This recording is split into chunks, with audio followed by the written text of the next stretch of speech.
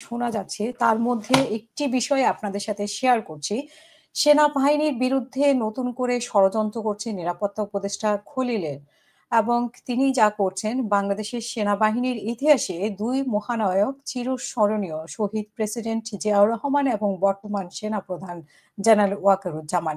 ৫ই আগস্ট সেনাপ্রধান দেশ ও জনগণের স্বার্থে যেভাবে দৃঢ় অবস্থান নিয়েছিলেন তা গোটা জাতিকে আশাবাদী করেছিল। তবে এর পরপরই রাষ্ট্রযন্ত্রের ভেতর থেকে কিছু মহল দেশবিরোধী ষড়যন্ত্রে লিপ্ত হয়েছে বলে নির্ভরযোগ্য সূত্রে জানা গেছে।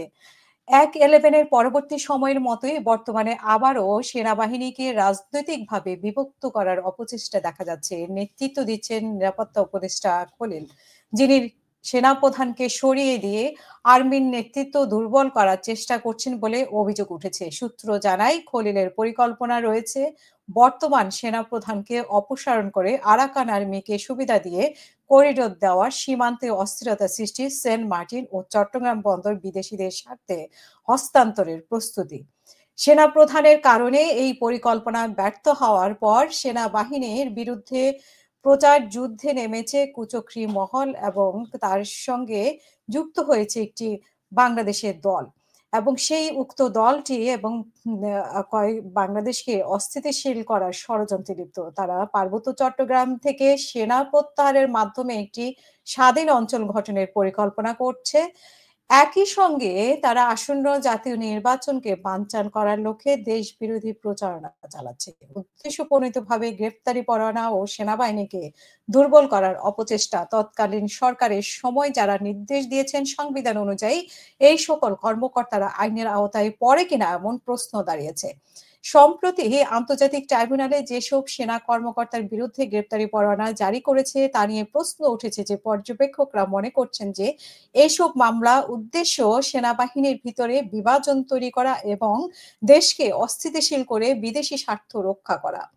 বিএনপির আমলে সারা দেশে ক্রসফায়ার হয়েছে। বিএনপির আমলে সারা দেশে ক্রসফায়ারের অভিযানের নামে যে মানবাধিকার লঙ্ঘনের ঘটনা ঘটেছিল সেই সময়ে দায়িত্বে থাকা কর্মকর্তাদের এখনো কেন বিচারের আওতায় আনা হচ্ছে না, এই প্রশ্ন এখন দেশ জুড়ে আলোচনায়। কথিত আন্তর্জাতিক ট্রাইব্যুনালে এ বিষয়ে কোনো কার্যকর পদক্ষেপ নিচ্ছে না। ফলে মানবাধিকার সংগঠন সহ সচেতন মহল মনে করছে যে বিচারহীনতার এই সংস্কৃতি অপরাধীদের আরো উৎসাহিত করছে এবং ন্যায় বিচারের পথে বাধা সৃষ্টি করছে। অন্যদিকে আওয়ামী লীগ সরকারের আমলে পুলিশের অনেক উচ্চপদস্থ কর্মকর্তা গুম, খুন ও মানবাধিকার লঙ্ঘনের সঙ্গে জড়িত ছিলেন, কিন্তু তাদের কেউই বিচারাধীন নন।